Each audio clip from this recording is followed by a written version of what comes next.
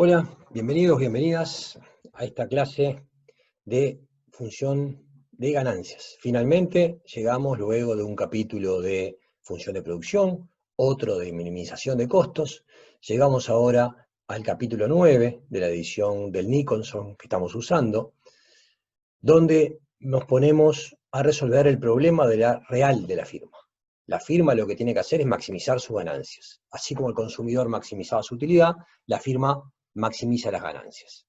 Eso es lo que vamos a resolver en esta clase.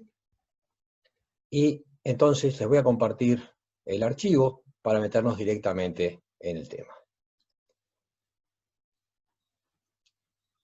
Corresponde, como les decía, al capítulo 9 del Nicholson de la edición novena que estamos usando, pero de vuelta, como les insisto siempre, es de cualquier manual de microeconomía pueden encontrar el mismo material. Para la maximización de la ganancia, o de la maximización de la ganancia, del modelo de oferta, nosotros vamos a estar sacando en definitiva cómo las firmas ofrecen sus productos y sus servicios en el mercado, bajo qué lógica y en función de qué.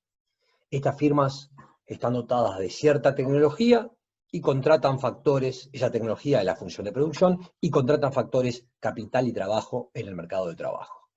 La empresa elige el nivel de producción que maximiza la ganancia. Va a buscar la mayor diferencia posible entre sus ingresos totales, sus ventas, y sus costos totales, costos que ya vimos en la clase anterior.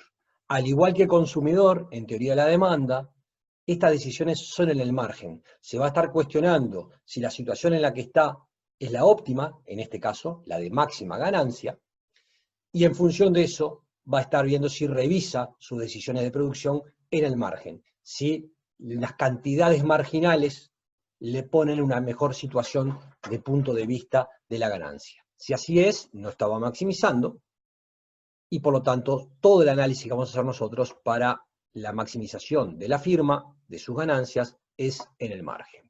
El empresario observa la ganancia adicional si produce una unidad más en el margen, en términos discretos, es infinitesimal, o si contrata una unidad adicional de factor productivo, ¿verdad? Entonces, ¿cómo vamos a definir nosotros la ganancia? Tiene dos componentes la ganancia, y como lo sabemos de la vida común y corriente, ventas totales, las ventas totales, los ingresos totales, menos los costos totales. De costos ya hablamos la clase anterior, y hablamos del primal y el dual.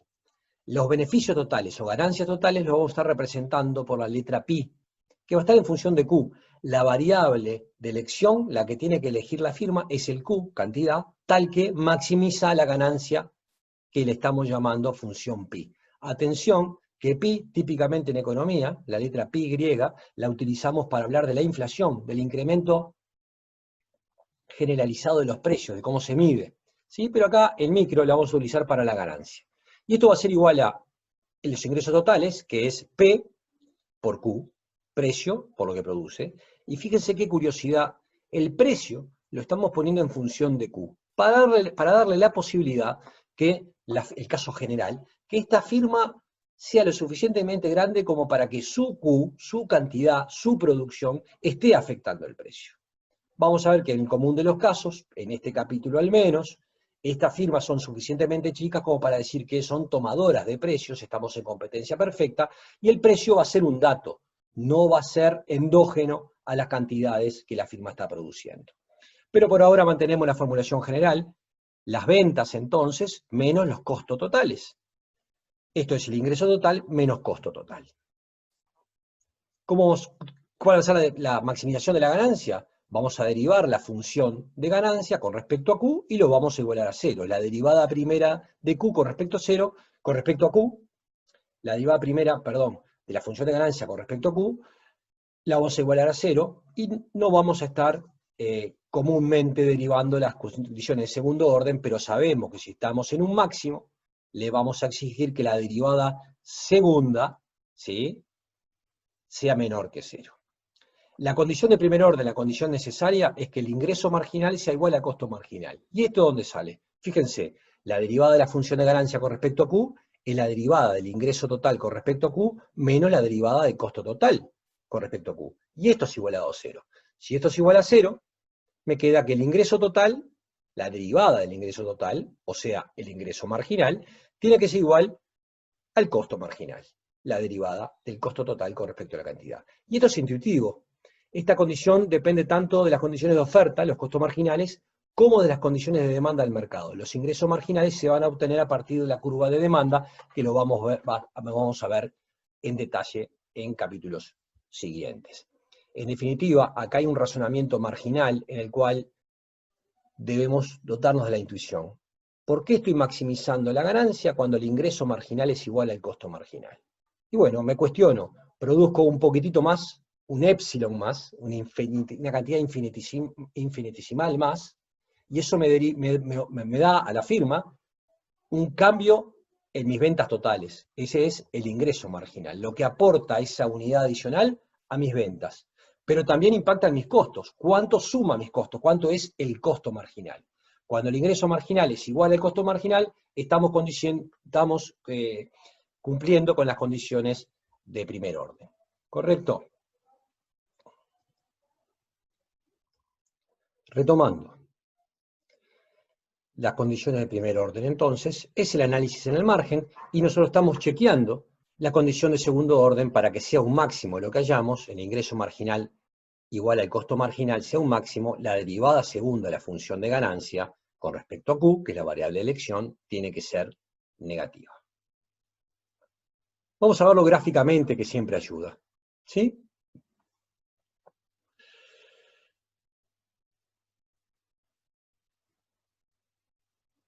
Dejen de maximizar la pantalla.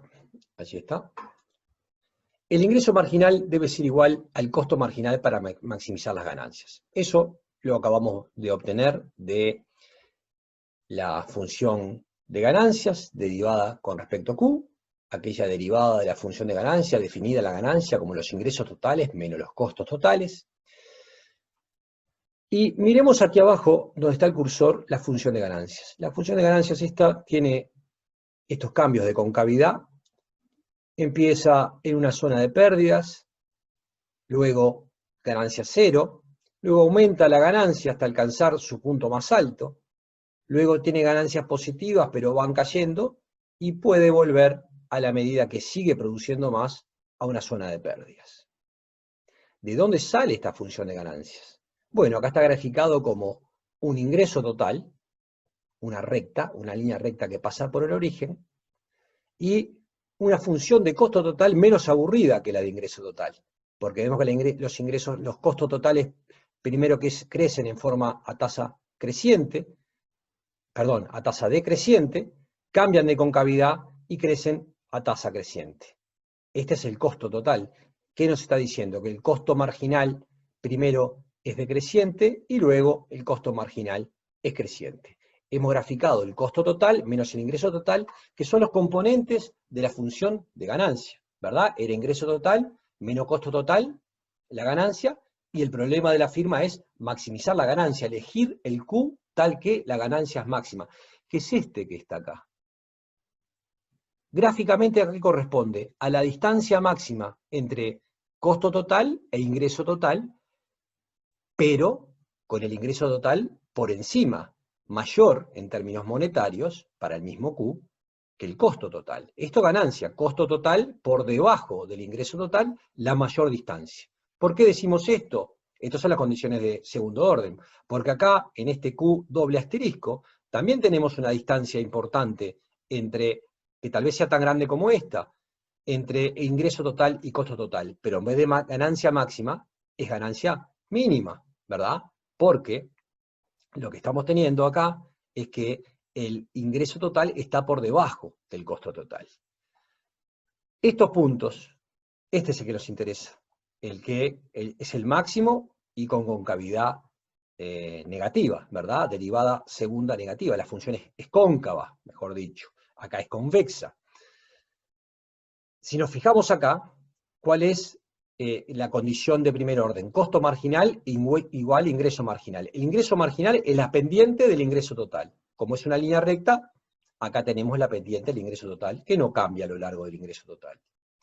y la pendiente del costo total, que es el costo marginal. En este punto, la pendiente del costo total, costo marginal, es paralela a la pendiente del ingreso total, ingreso marginal. Por lo tanto, tenemos matemáticamente la comprobación y geométricamente de que esto se trata de un máximo. ¿Sí? Estamos viendo entonces gráficamente la condición que sacamos de primer orden, costo marginal igual a ingreso marginal para estar en el máximo de ganancia, chequeando las condiciones de segundo orden para estar en un máximo. Esta cantidad de producción Q asterisco es aquella que la firma debe elegir para estar maximizando su ganancia. El ingreso marginal. El ingreso marginal,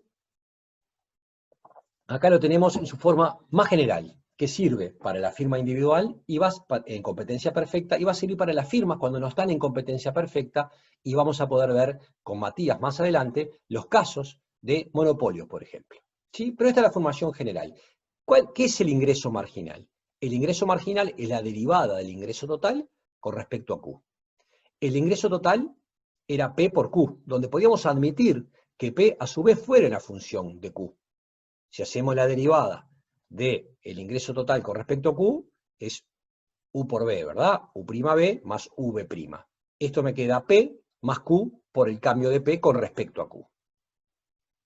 Formulación general. ¿Qué quiere decir? El ingreso marginal no necesariamente es el precio. Lo que yo agrego, lo que la firma agrega a sus ingresos totales, lo que agrega a sus ingresos totales, ese cambio por producir un poquitito más, es el precio al cual vende esa cantidad. ¿Correcto? Esa producción adicional.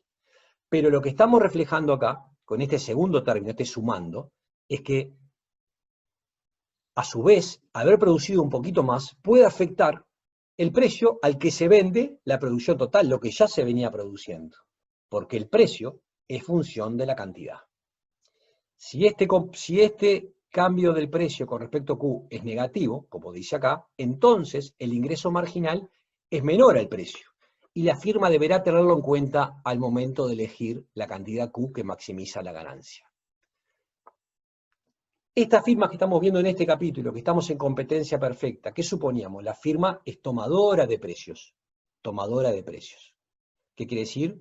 Que produzca más, produzca menos, produzca 10 veces más o decida dejar de producir, el precio de mercado no cambia. El precio es un dato. Entonces, les pregunto, ¿cuánto va a ser este término acá?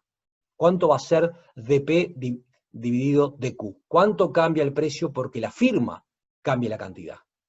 Recuerden que Q es la cantidad individual de la firma. No cambia, es cero.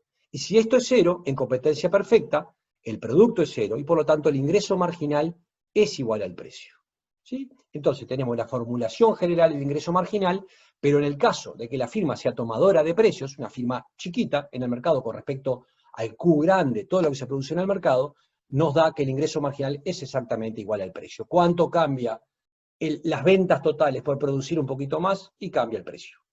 ¿Sí? Cambia, aumenta las ventas el equivalente al precio de esa unidad, que es un dato, P. Nuestro modelo de oferta, entonces, en su formulación más general, cuando no estamos en competencia perfecta y la firma con sus decisiones de cuánto producir puede estar efectivamente afectando el precio, veíamos entonces, volvamos a compartir pantalla, que el ingreso marginal,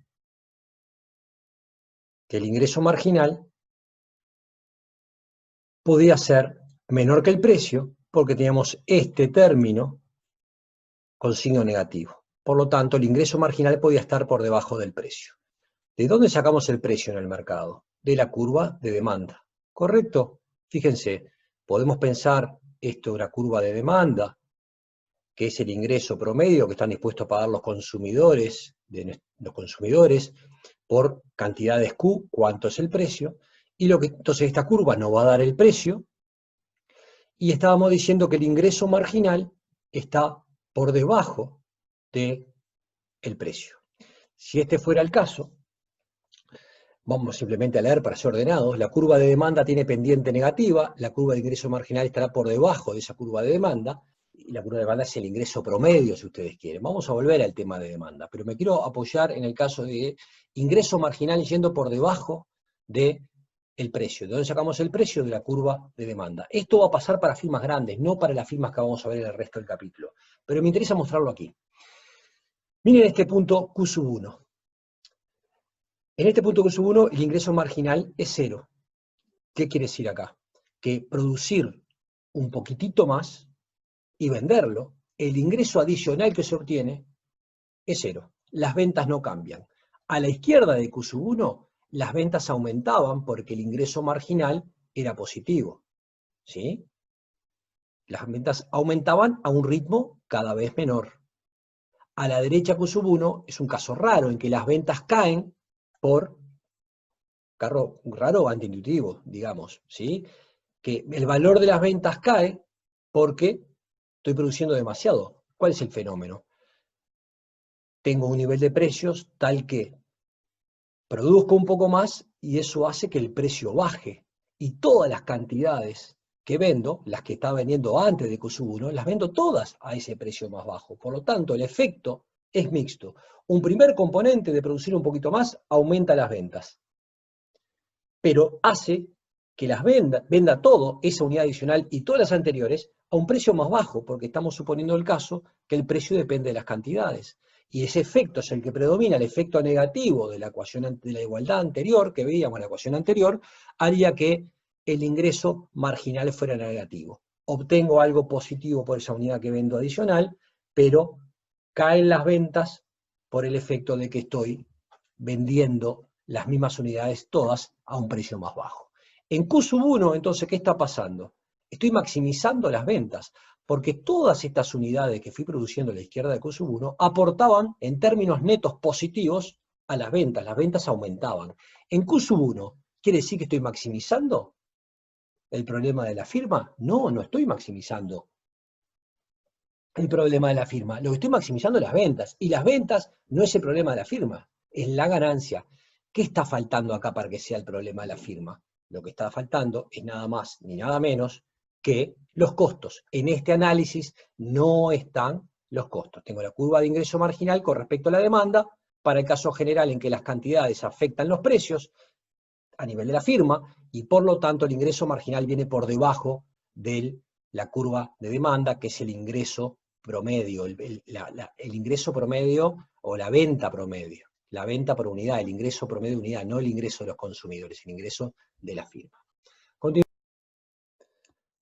Bien, volvamos entonces a nuestra función de ganancias y ver qué otro provecho le podemos sacar, para qué más puede servir, qué otro razonamiento podemos hacer. Nuestra función de ganancias, recordemos, era la letra P igual a las ventas, el ingreso total, P por Q, menos el costo total. En ambos casos, las ventas, el ingreso total, como el costo total, dependen de Q. Y nuestra condición de primer orden, en clásico, era que el ingreso marginal tenía que ser igual al costo marginal. Y ahí estábamos cumpliendo las condiciones de primer orden para maximizar la ganancia. Ingreso marginal igual a costo marginal. En el caso de competencia perfecta, el ingreso marginal directamente era el precio, porque en la derivada de P por Q, cuando P es un dato, un parámetro, no depende de Q, simplemente es P. Y nos quedaba P igual a costo marginal. Ahora, la elección de ese Q óptimo, en última instancia, depende de la elección de K y L, los niveles absolutos de K y L empleados en esa función de producción para producir la cantidad Q que maximizaba la ganancia. En definitiva, es una elección también, o indirectamente, una elección, la maximización de ganancia, de los K y L óptimos. Entonces, K y L nos aparece en el Q, en la función de producción, y nos aparece en la función de costos. K multiplicado por B y W multiplicando al L. Nuestra función de ganancias, definida como P en función de P, B y W, surge de maximizar la ganancia con respecto ya no a Q, sino a K y L. Y así expresamos la función de ganancia como el máximo del ingreso total menos el costo total, evaluados en los K y L que me generan este máximo. De esta manera, con el resultado de la envolvente, si nosotros derivamos la función de ganancia con respecto al precio, un cambio infinitesimal en el precio me está dando el nivel Q de producción implícito en esa ganancia, que era el nivel de producción Q asterisco que estábamos produciendo para obtener el máximo de ganancia. Si derivamos la función de ganancia con respecto al precio del capital, obtenemos la demanda, el nivel de empleo de capital, K, y si lo derivamos con respecto a W, por último, me da el nivel L óptimo para maximizar entonces la ganancia. Observen que aparece con signo negativo, eso no interesa, se utiliza con signo positivo. Son resultados entonces de la envolvente.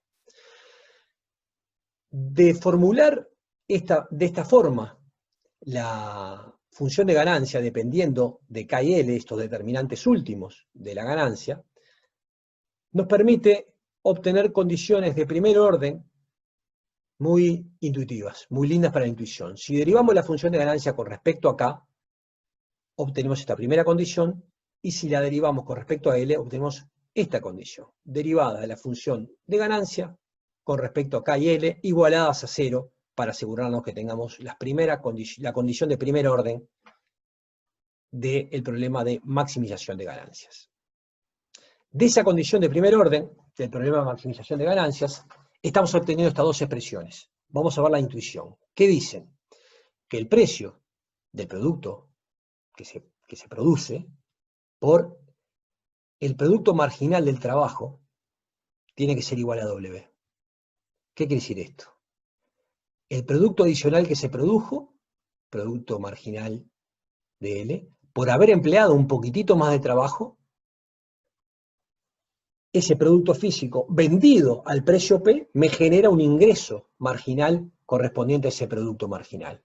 ¿A cuánto lo puedo vender? A P. ¿A cuánto tiene que ser igual eso? A W, que es lo que tuve que gastar en mano de obra de unidades adicionales para producir ese producto marginal que vendía al precio P.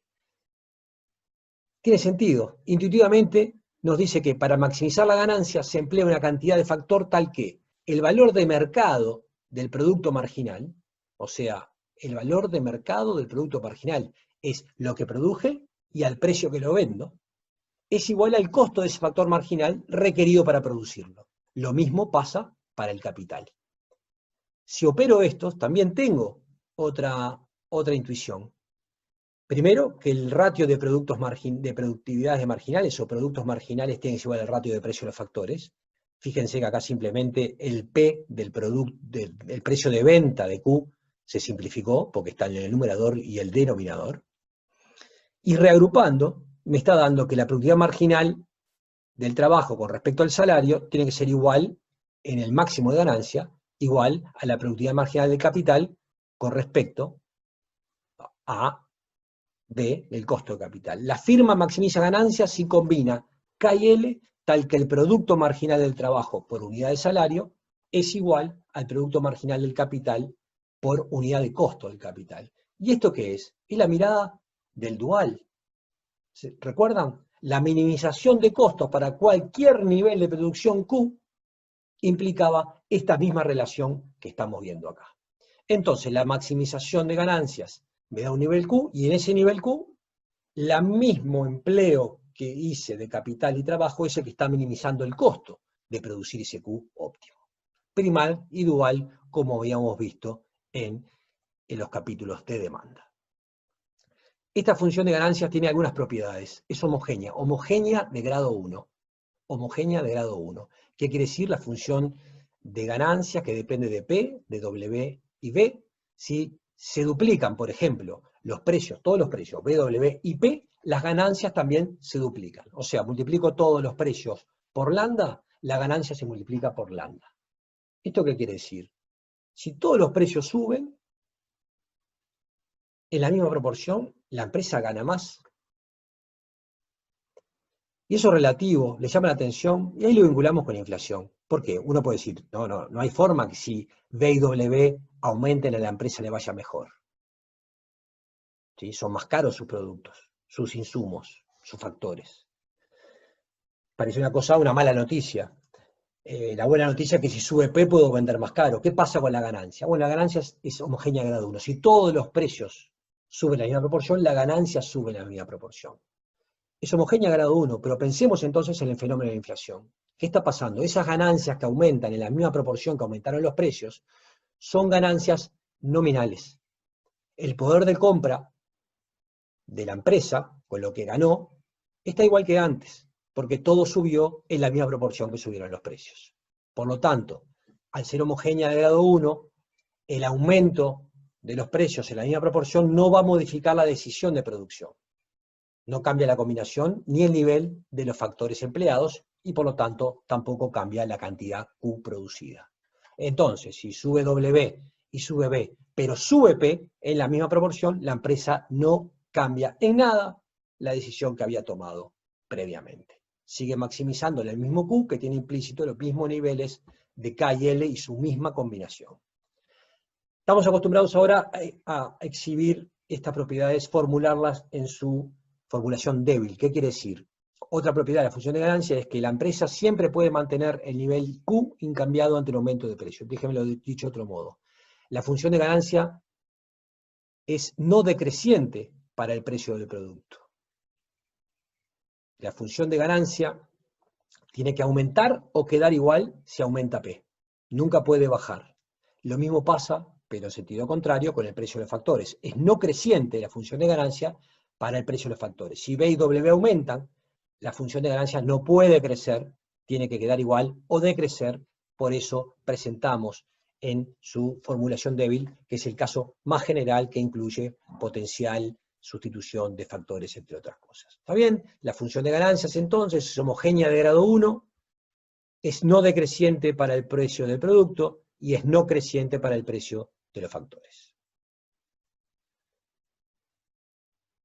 Pensemos, ya casi sobre el final, ¿qué pasa con las ganancias de la empresa por aumento de precios? Es el excedente del productor. Olvídense por ahora de la formulación de corto plazo, vamos a hablar de eso en instantes. Estamos en la situación inicial en que la empresa produciendo Q sub 1 al precio P sub 1 y ahora el precio sube a P sub 2. Si el precio es P sub 2, la firma va a producir Q sub 2 porque va a igualar costo marginal a precio y hay un aumento entonces del excedente del productor, de la firma, equivalente a esta área de aumento de excedente, porque el excedente es lo que está de ventas por arriba del costo. ¿Sí? La curva de costo marginal por debajo de eso nos está dando el costo total, y P por Q es el ingreso total, por lo tanto, la ganancia de la firma o excedente es lo que está por encima de la curva de costo marginal y por debajo del nivel de precios. Este tal vez sea ahora el concepto más importante. La curva de oferta de corto plazo. Vamos a analizar vamos a analizar los conceptos corto plazo y largo plazo, y vamos a concentrarnos en lo que ya aprendimos. La firma maximiza cuando costo marginal es igual a precio. Costo marginal es igual a precio. Entonces, si alguien me dice cuánto es el precio, qué es lo que me mapea, qué es lo que me vincula con el Q que maximiza la ganancia de la firma, es la curva de costo marginal.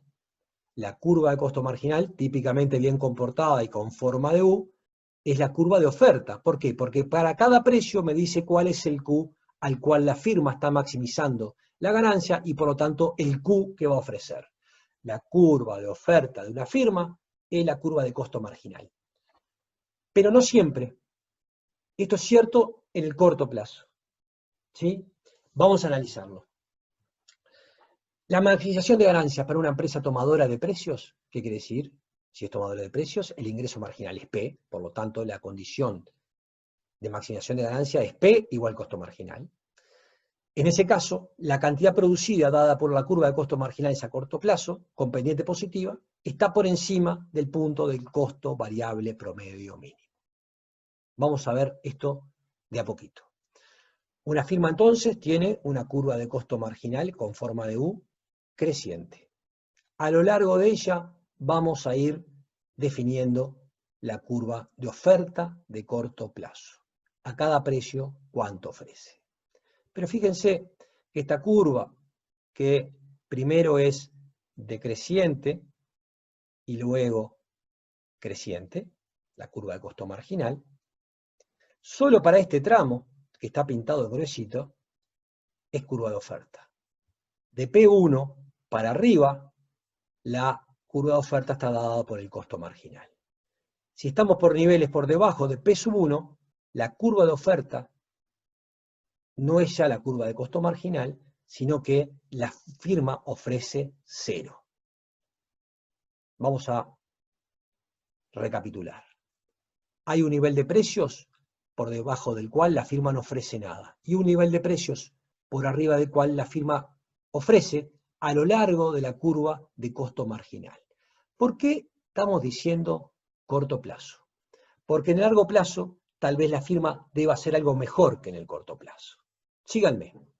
Nosotros sabemos que hay costos variables, costos fijos, que hacen al costo total. ¿Qué es el costo variable? Es, bueno, ¿cuál es el costo de mi empresa de hamburguesas? Es de cada hamburguesa. Es el pan, la mayonesa, la mano de obra que tuvo que poner, el tiempo en la plancha, el gas, ¿sí? Muchos factores, N factores. La hamburguesa en sí mismo, los panes, todo lo que quieran ponerla dentro de la hamburguesa. No miren esto de noche o a la hora de comer porque le va a dar hambre. ¿Está bien? Esos son costos variables. Más hamburguesas me hacen aumentar los costos. Tiene más horas de trabajo, más mayonesa, más pan. Pero también tengo costos fijos. ¿Qué quiere decir? No van cambiando con la cantidad de hamburguesas que voy sacando. Por ejemplo, si levanto pedidos por teléfono, la línea de teléfono. Si tengo el alquiler de un local. Produzca 10 hamburguesas más, 10 hamburguesas menos, esos costos son fijos. En cambio, producir una hamburguesa más siempre va a llevar un rato más del trabajador, un pedazo más de carne, un pan más. Entonces tengo una diferencia entre costos variables y costos fijos. Cuando los costos variables le sumo el componente de costos fijos, tengo un nivel de costo medio, costo promedio, que está por lo tanto la curva de costo medio de la que ya habíamos hablado, está por encima de la curva de costo variable. Muy bien.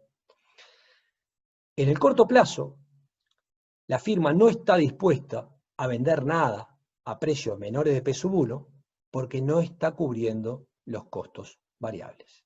Fíjense, si uno está con un precio por debajo de P1, el precio es menor que el mínimo del costo medio variable. ¿Qué quiere decir? Está perdiendo por cada hamburguesa que produce, está perdiendo más que antes.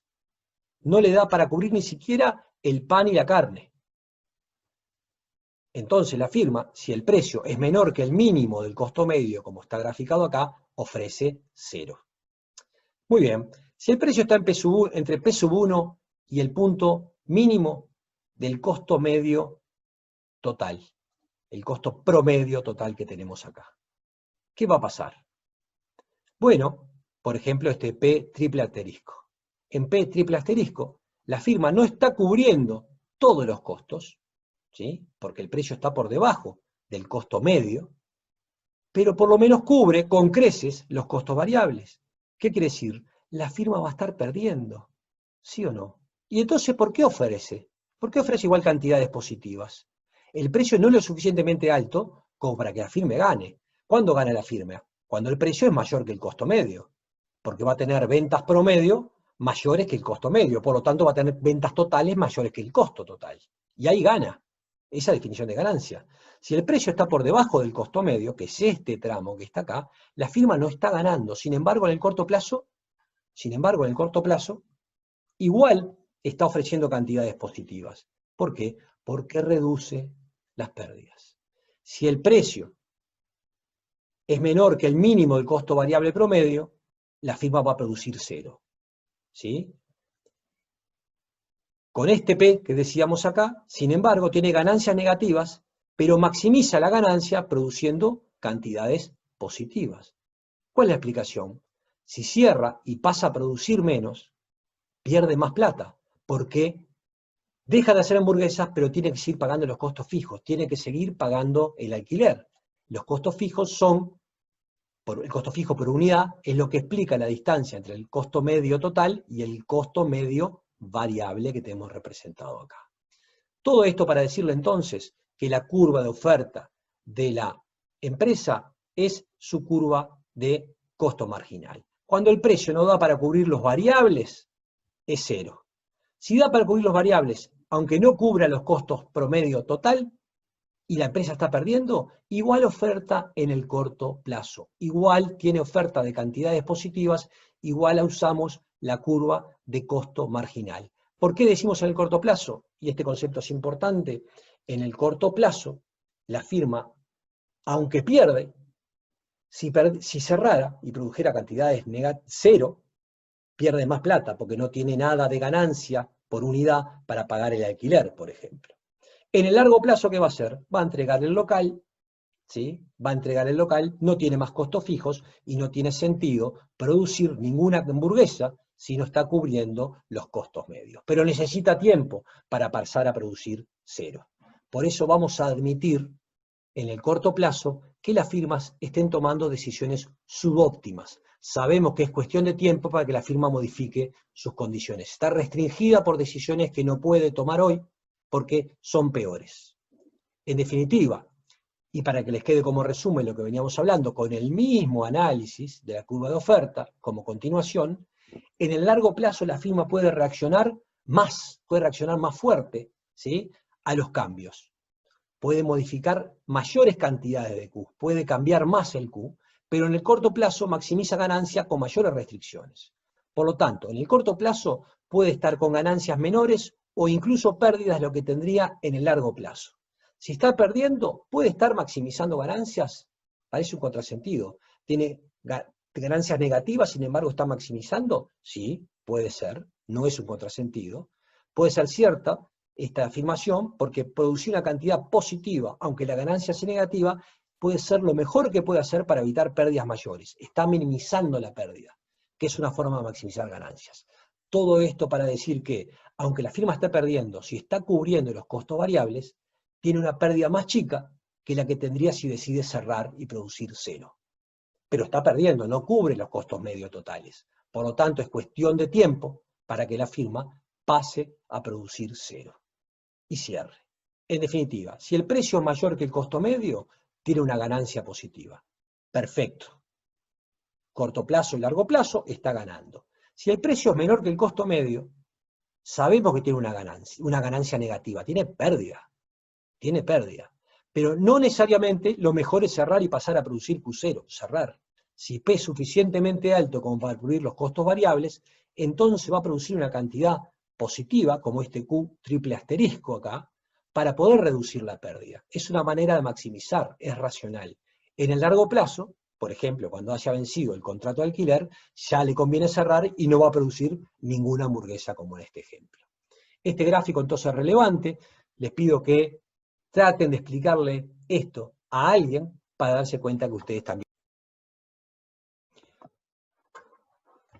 Terminando entonces, prácticamente terminando. Dos comentarios formulados como notas. ¿Qué pasa con el problema de maximización de ganancia que venimos trabajando si la firma tiene una función de producción con rendimientos crecientes a escala? ¿Y qué pasa si tiene una función de producción con rendimientos constantes a escala? ¿Qué pasa con ese Q asterisco, que es el que hay que buscar, que maximiza la función de ganancias? Ese Q asterisco donde el precio es igual al costo marginal. ¿Tiene sentido el problema? Vamos a pensarlo. Entonces, ¿qué pasa con el problema maximización de ganancias? El Q asterisco que hay que hallar, si la firma tiene una función de producción con rendimientos constantes a escala. Primer punto, si tiene una función de producción con rendimientos constantes a escala, con rendimientos crecientes a escala, ¿qué está pasando con la función de costos? Si yo tengo una función de producción con rendimientos a escala, es excelente noticia, porque mis costos a escala promedio son decrecientes. ¿Sí? Voy aumentando en forma proporcional los factores de producción y mi producción aumenta más que proporcionalmente. ¿Qué va pasando entonces a medida que voy aumentando mi producción con los costos medios? Los costos medios son decrecientes, porque es como que los factores, cuando los aumento en la misma proporción, me rinden en forma creciente, cada vez más. Entonces los costos medios son decrecientes, porque el V y el W no están cambiando. Entonces, en este caso, con rendimientos crecientes a escala, que implica que tengo costos medios decrecientes, el Q asterisco es simplemente producir cuanto más, mejor. ¿Por qué? Porque cuanto más produzco, el costo medio es más bajo, el precio de venta sigue siendo el mismo, por lo tanto mi ganancia es cada vez mayor. ¿Sí? El problema es casi trivial. El tope, el Q asterisco, va a ser producir todo lo que pueda producir, suponiendo que lo puede vender, tema que está fuera de este capítulo, y por lo tanto el Q asterisco va a ser el tope de su capacidad de producción dado por el tamaño de la fábrica.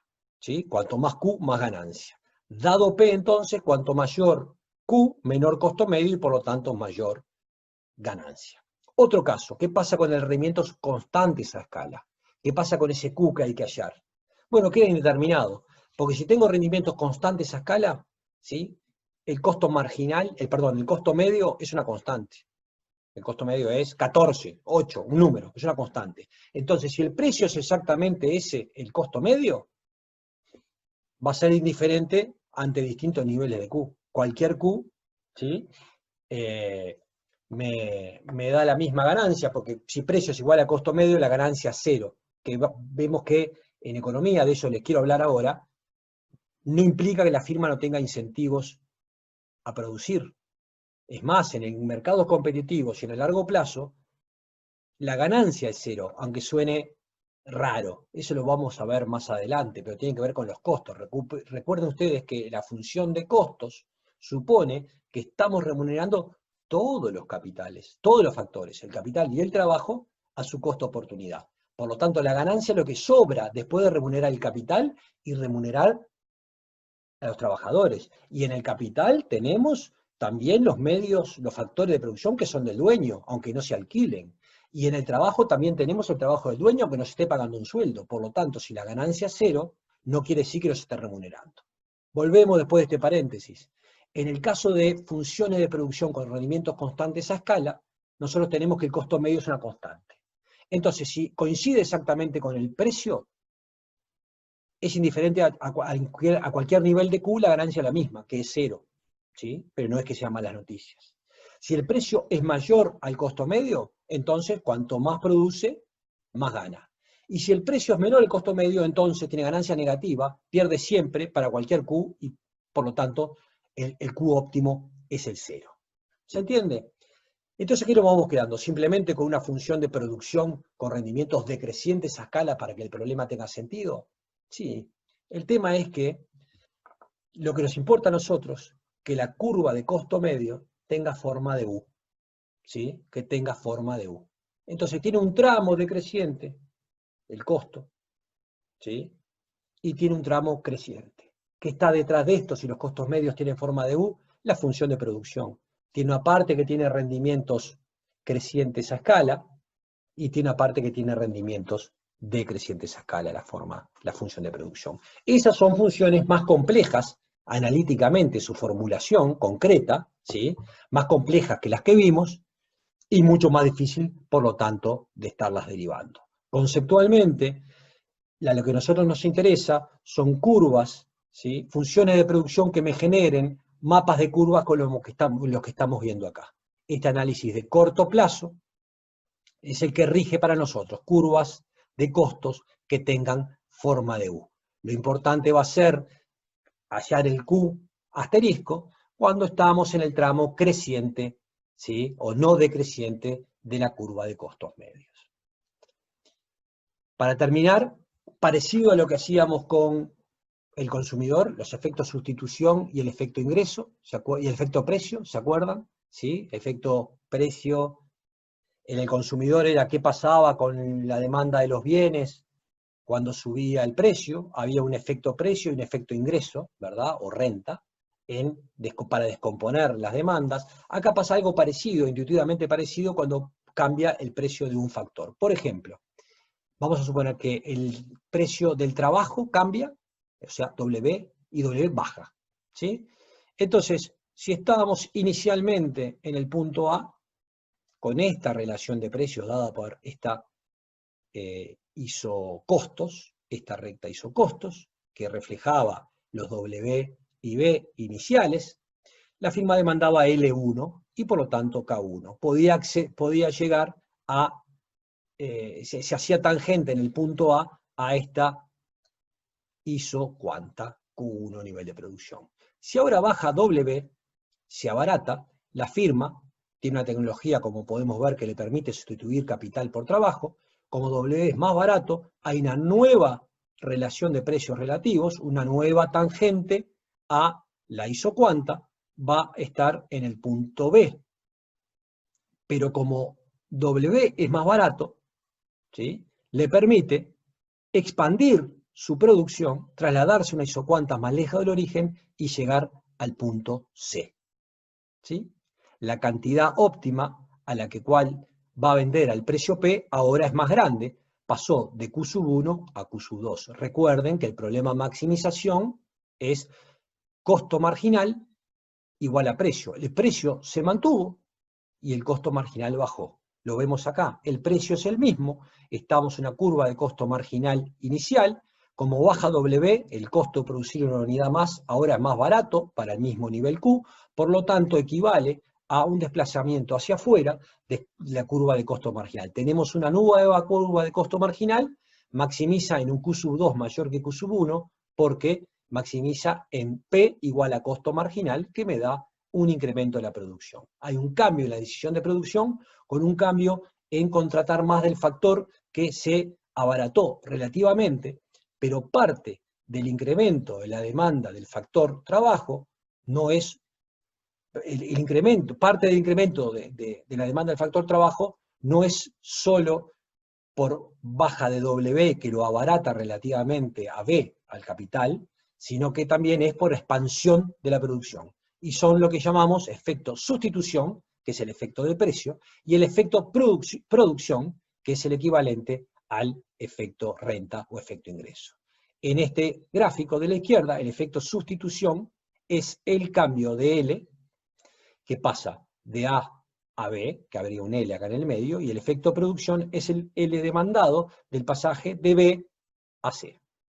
Con esto entonces terminamos este capítulo 9 de maximización de ganancias, donde quedamos con conceptos clave que tenemos que tener bien claro. La maximización de ganancias es encontrar el Q tal que costo marginal sea igual a ingreso marginal, cuando la firma es la firma en competencia perfecta y el precio le viene dado, entonces el ingreso marginal es igual al precio, y el problema consiste simplemente en maximizar la ganancia eligiendo el Q asterisco tal que el costo marginal sea igual al precio. Tenemos entonces una curva de oferta, que es la curva de costo marginal, que nos vincula precios con cantidades producidas, tal que costo marginal es igual al precio, vamos eligiendo las cantidades. En cualquier momento, para cualquier nivel de precio, no, porque hay un nivel de precios en que la firma pierde. En el corto plazo está dispuesta a seguir produciendo si cubre los costos variables. Si ni siquiera le da para cubrir los costos variables, produce cero, cierra. Si cubre los costos variables, pero no la totalidad de los costos, o sea que su precio está por arriba del costo variable, pero por debajo del costo medio, la curva de costo marginal sigue siendo la curva de oferta, pero en el corto plazo, porque en el largo plazo, ¿sí?, pudiendo elegir, rescindiendo los contratos de alquiler, después de haber podido despedir trabajadores, por ejemplo, pero todos los costos fijos, lo que hace la firma, ¿sí?, pero quédense con el ejemplo de alquiler, lo que hace la firma cierra. Entonces la curva de corto plazo, de oferta de corto plazo, es la curva de costo marginal para aquellos precios mayores, iguales que el costo variable mínimo. Muchas gracias. Cualquier duda de esto, nos conectamos por el EVA. Estos son ejercicios vinculados al práctico 2. Ya vimos algunos, vamos a tener ejercicios para resolver en las clases de martes y miércoles juntos, clases que también están quedando grabadas. Un abrazo, que pasen bien.